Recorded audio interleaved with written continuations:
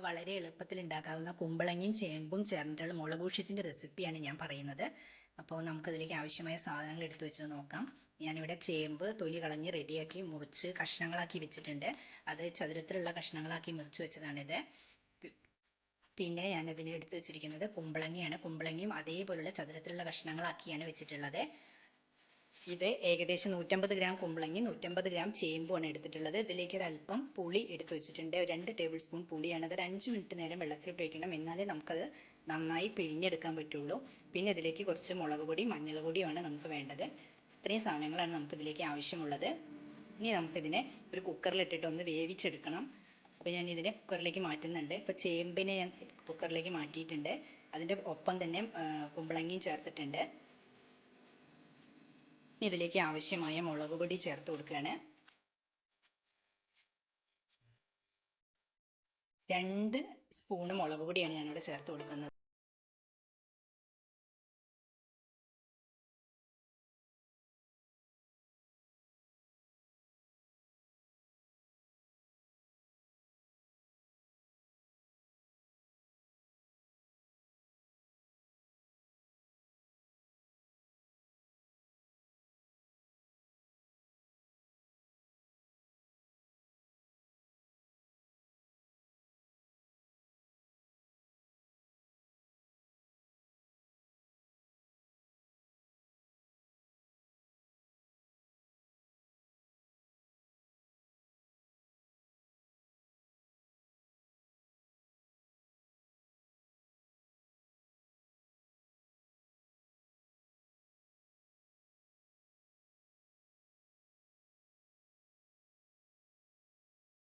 ആവശ്യത്തിനനുസരിച്ചുള്ള ഉപ്പ് നമുക്ക് ചേർത്ത് കൊടുക്കാം.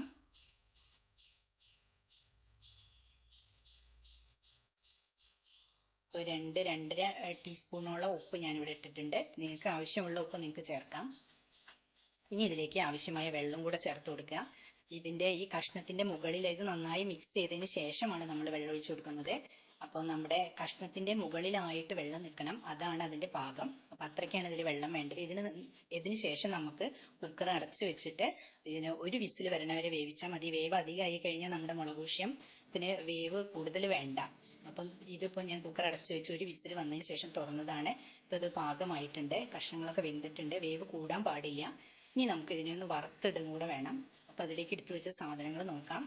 കുറച്ച് കറിവേപ്പിലയും 2 മുളക് മുറിച്ച് വെച്ചതാണ്.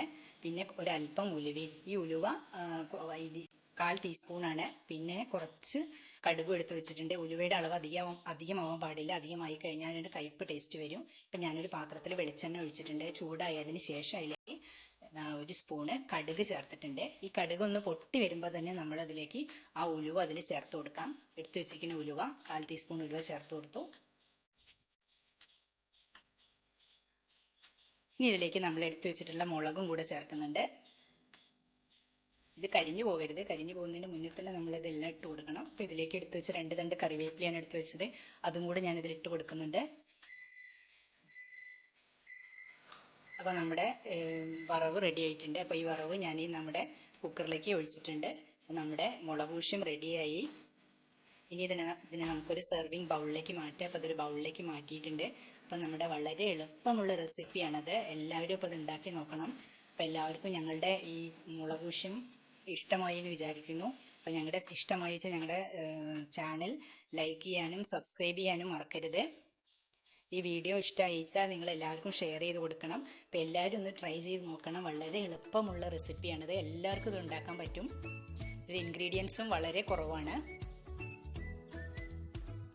അപ്പോൾ എല്ലാവരും കുമ്പളങ്ങ ചേമ്പിൻ്റെ മുളകൂഷ്യം ഉണ്ടാക്കും.